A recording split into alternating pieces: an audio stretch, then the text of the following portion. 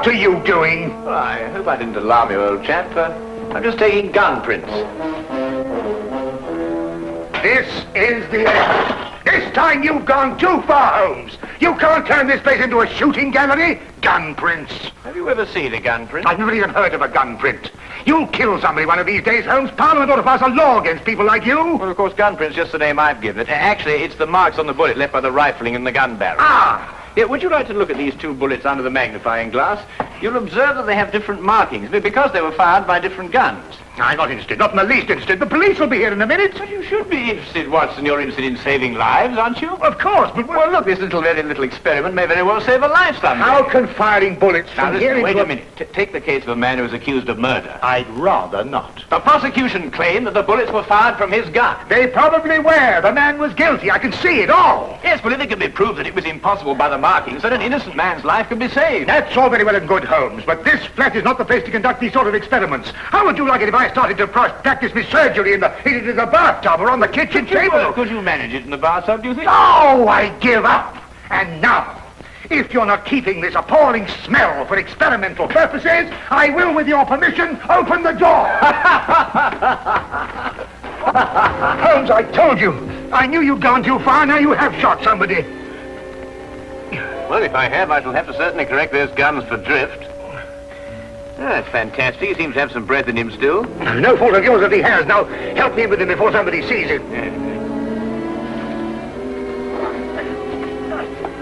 Really, firing off revolvers, brewing poison, frightening people. It's more than a man can stand, Holmes. Really, more than a man can stand.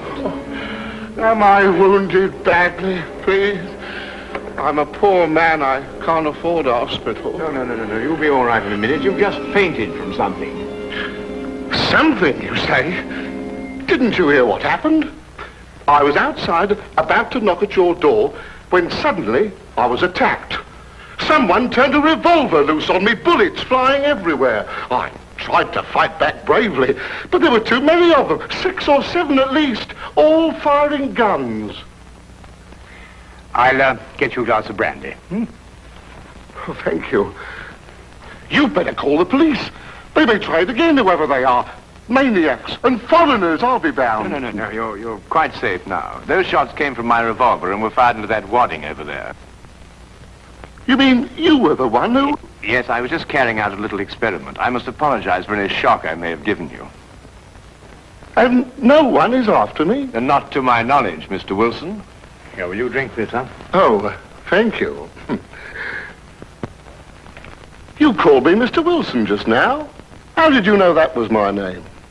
Well, it's on your collar. Very shrewd indeed, you're noticing my name like that.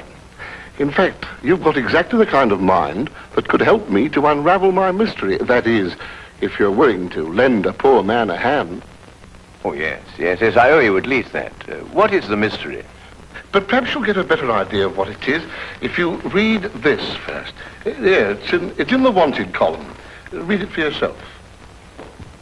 To the Red-Headed League. On account of the bequest of the late Ezekiah Hopkins of Lebanon, Pennsylvania, USA, there is now another vacancy open which entitles a member of the League to a salary of £4 a week for purely nominal services. All red-headed men who are sound in... Apply in person on Monday at 11 o'clock to Duncan Ross at the offices of the League, 7 Pope's Court, Fleet Street. Apply in person on Monday at 11 o'clock to Duncan Ross at the offices of the League, 7 Pope's Court, Fleet Street. But what on earth does it mean, the Red-Headed League? It is a little off the beaten track, isn't it? I assure you I felt the same way as you when I read it. A vacancy for what, I asked.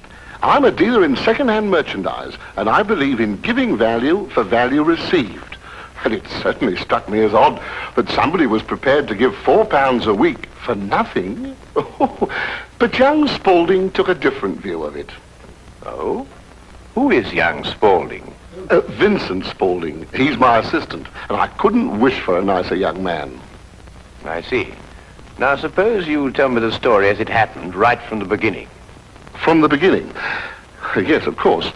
Well, it all started 2 months ago when that paper came out. I was in the shop at the time. I'm there practically the whole of my time. I'm a widower and I've got little else to do. When young Spaulding came back from lunch. Mr. Wilson, if you only knew how I wish that I had red hair like you. Huh? Don't believe it or not, here is another vacancy for the League of Red-Headed Men. A league of what? Red-Headed Men. Well, surely you've heard of them, haven't you? Oh, I'm afraid I don't get about as much as some of you young people do. Well, I should have thought everyone would have heard of the League of Red-Headed Men. Well, at least everyone who was eligible. Now, a man like you, if you were accepted, could make himself a nice little nest egg without hardly lifting a hand. Vincent, I've told you before, there's one thing you've got to learn in life. Nobody ever gets anything except by the sweat of his brow. Value receives value. What is this Red-Headed League? Take a look at this paper yourself. How I wish my hair would change color, really I do. What a nice little nest egg I'd make for myself. Well, this doesn't make sense to me. No? Will you see the name? Hezekiah Hopkins? Yes. Oh, he was an American millionaire. Very peculiar in his ways. He was red-headed himself and had great sympathy for all red-headed men. So, when he died, he left an enormous fortune in the hands of trustees to make life easier for all red-headed men. Oh, really? Yeah, red-headed men. Uh-huh. Oh, but I couldn't apply even if I wanted to. I've got the shop here to look after. Well, that's the whole point. The work don't amount to anything. Absolutely nothing at all. It need not interfere with a man's other occupation. Well, even so, probably millions of men would apply for it. No, this is limited to Londoners and to grown men. You see, this American started off from London and I suppose wanted to do the old town a good turn. And then again, I hear it's no use applying unless your hair is a real fiery red. Huh. Do you think my hair is red enough? Oh, I've never seen any redder.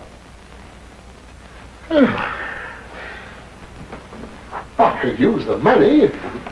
There's all sorts of repairs I could do, and... Vincent, I'm going to investigate this league. Lock up the shop. You're coming with me. Yes, sir. You're right.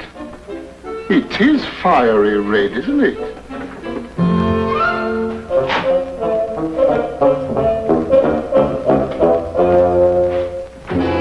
Just let me handle everything. All right. Stand back, everybody. This is Mr. Hopkins' son. Go on, step back, or he'll see that you don't get interviewed at all. Mr. Hopkins, this way. Thank you for applying, Mr. Everson. Your name will be kept on file, and in the event you are chosen to fill the vacancy, I'll get in touch with you immediately. Thank you, Mr. Ross. I do hope I win. My family and me could do with the money. We shall see what we shall see, Mr. Everson. Thank you so much.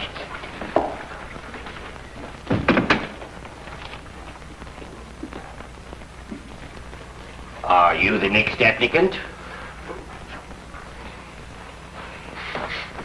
Yes, this is Mr. J.B.S. Wilson.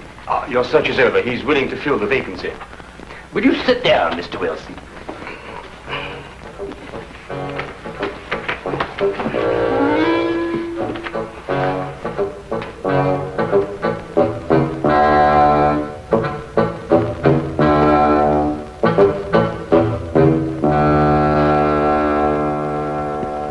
I've never seen anything like it. I told you, Mr. Wilson. It's extraordinary, beyond belief. Congratulations.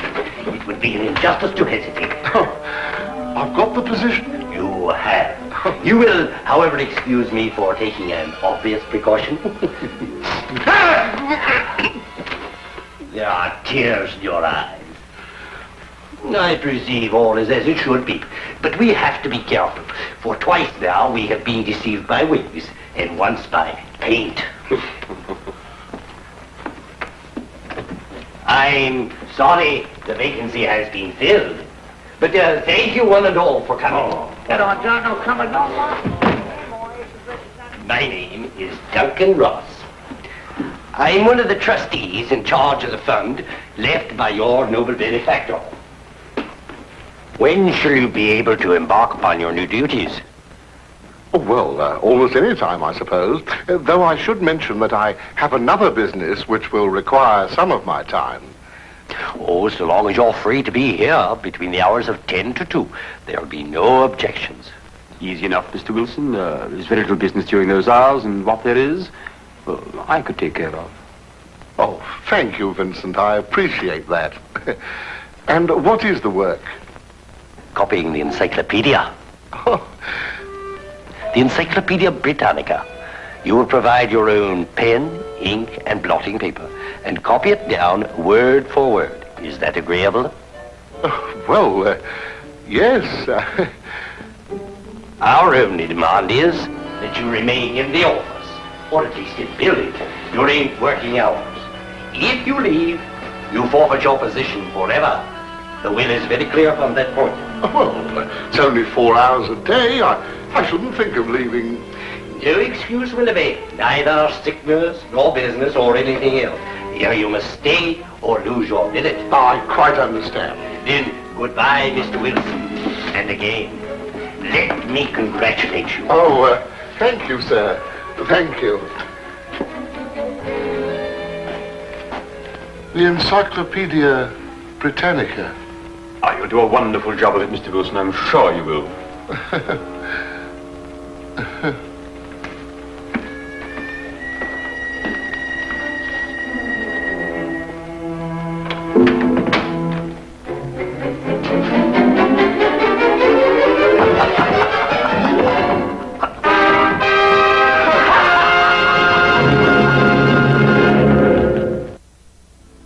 The first word was Arkan. At the end of 8 weeks, I'd finished the A's and begun the B's. For this, Mr. Ross rewarded me every Saturday with 4 golden sovereigns. Yesterday morning, however, I got a staggering blow indeed.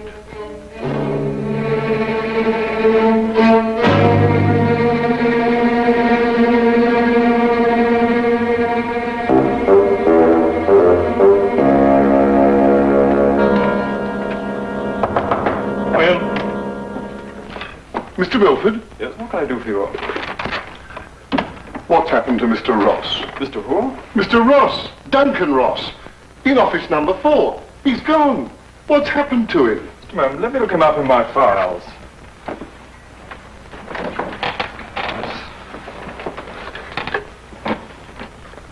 Are you a customer of this, Mr. Ross? I work for him. That is, I did up until this morning. What did you do? I copied the encyclopedia. You copied? The Encyclopedia Britannica. Wouldn't it have been cheaper buying another encyclopedia rather than going to all the trouble of copying it? You don't understand. That's the work the Red-Headed League required me to do. Look here, my good man. If this is a joke, I fail to see the humor. If it isn't, it's my duty to inform you that office number 4 was rented temporarily to William Morris, an accountant. I never heard of Duncan Ross, nor the Red-Headed League in all my life, and I'm certain they never existed. I got the home address of William Morris, but when I arrived there, it turned out to be a factory making ladies' unmentionables. No one had ever heard of William Morris or Duncan Ross. My word, you really were on a wild goose chase, weren't you? After that, I didn't know quite what to do. The whole experience was so embarrassing, I could hardly make myself tell it to Spaulding. Then, quite naturally, you thought of me. Well, as I said before, I'm not a rich man. If I don't locate the League or find out what happened to them, I stand to lose £4 a week. You don't stand to lose anything, Mr. Wilson. You can't lose something you didn't possess in the first place. And the story is probably a pack of lies in any case. Holmes. And if it isn't, you've no reason to complain. You're 30 pounds richer by your experience, not to mention the invaluable knowledge you've gained on every subject under the letter A. If I were you, Mr. Wilson, I'd be quite grateful and forget about the whole affair. Good day to you, sir. Well, I hardly expected this kind of treatment. If you should discover a corpse at your second-hand shop in an old cello case, you're perfectly welcome to return. In the meantime, I have an experiment to conclude. I'm going to find out if firing a gun in a house is illegal. If it is, you can rely on me to report you. Holmes, what on earth persuaded you to behave like that? Well, yes, it was rather unseemly behavior, wasn't it, Watson? Right. But absolutely necessary, I assure you. But why? Well, if I tell him I was willing to take on his case, he'd probably give me away to the wrong party. Why burden him with the necessity of having to keep a secret? Then you mean you're going to take the case? I wouldn't miss finding out about the Red-Headed League for all the tea in India. China, Holmes. Do you think it could be a prank, some sort of wild practical joke on Mr. Wilson? Well, at £4 a week for 8 weeks, the joke would be on someone else. It is a considerable sum, isn't it? The case, as I see it, breaks down into two whys. I think I know the first why, but the second why eludes me. Well, which is the why you know, and which is the why you don't know? Well, why was the League formed? Now, that's obvious. To keep Wilson out of the shop for a certain number of hours a day. But why is the why that I want to know? Well, why is the why that you want to... I see. You mean somebody tried to get Wilson out of his shop in order to steal something from him? No. The case is too elaborate to justify stealing from so small a shop as Wilson's. No, the reason is bigger than that. Bigger than any of us might imagine. Now, you're not going to start shooting again, Holmes. No, but I get to take this with us. Us? Yes, you're interested in the case, aren't you? I'm a doctor, Holmes. Well, all the better if someone should get hurt. This started out to be such a peaceful morning, and an old friend of mine was coming from India, and we were going to spend the day together. And now look what you've talked us into, the Red-Headed League. Yes, exciting, isn't it?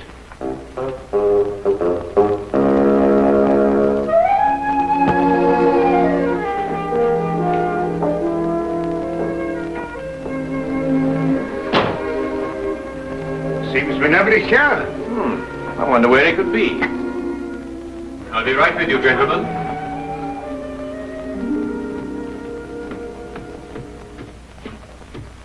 May I help?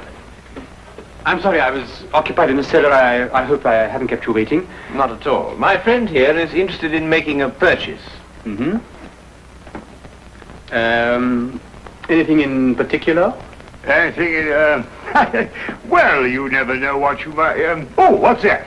That? Yeah. That is a, yes, this is fascinating. This is it's the essential part of the structure of a wild boar trap.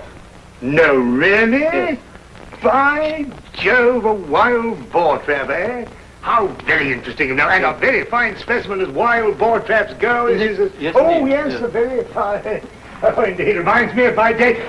There we were, all lined out in a row, as far as the eye could see. Yes. Down the hill came the enemy, and the Battle of Royal Burnop was on. Yes, if you excuse me. There we were, outnumbered 112 to 1. That was from the count after the battle, as you understand. Yes, I understand perfectly. Charge, they shouted, as down the hill they came, the hordes of heathen, at 112 to 1. And from that moment I became a collector, and I've been a collector ever since. You understand that, of course. Oh, yes, but that is a quite perfectly natural reaction. It's 1 o'clock. It's 1 o'clock. What? Yes, 1 o'clock, our engagement with the Colonel. The Do you Colonel? remember? The one who led you in the charge.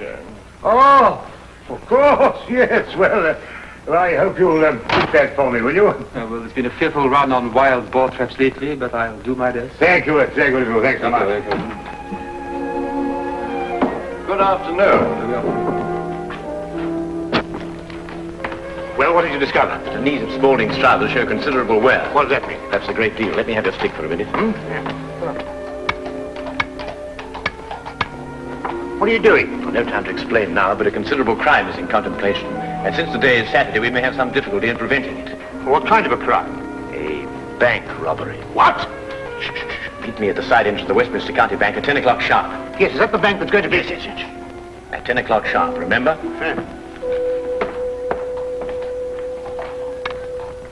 The basement vaults of the Royal Westminster Bank, as you can see, they are impregnable.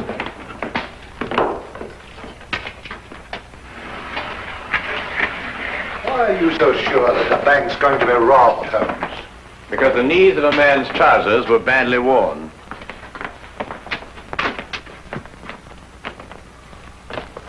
I can't see how they can possibly get in here.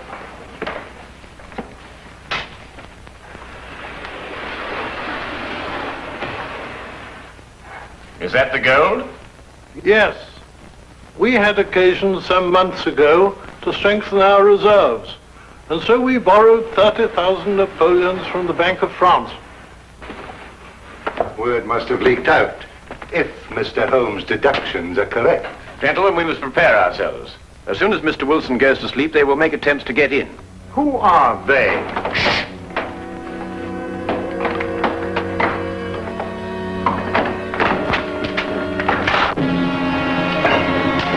Get back!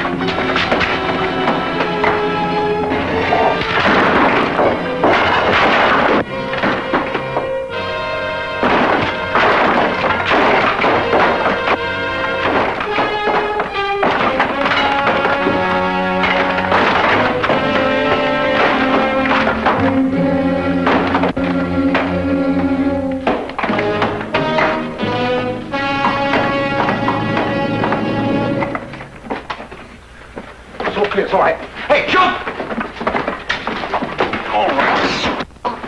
All right, Spaulding, your back-robbing days are over. So I see. I fancy my pal got away all right, though.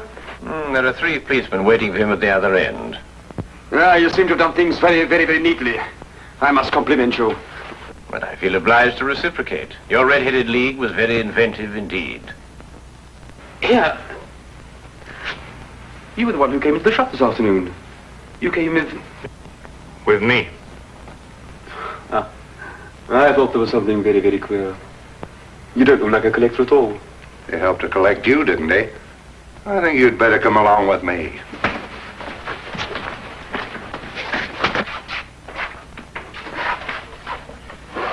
I don't know how the bank can repay you, Mr. Holmes. I've been more than amply repaid, Mr. Merriweather, by having one of the most unique experiences of my career.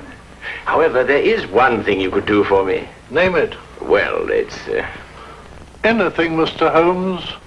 I'm a regular depositor at your bank, Mr. Merriweather, and I should be eternally grateful if you could do something about your pens. I've yet to find one of them that worked. Come along, Watson.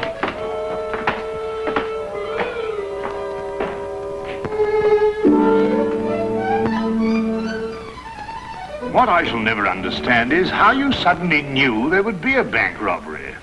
Well, if you remember, when we visited the second-hand shop, Spaulding was in the cellar.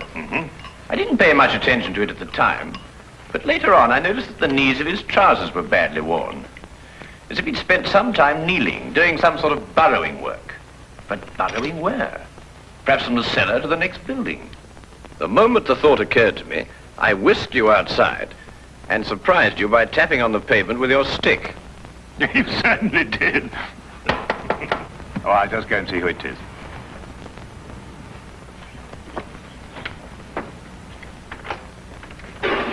Hello, come on in, Inspector. Good evening, Dr. Watson.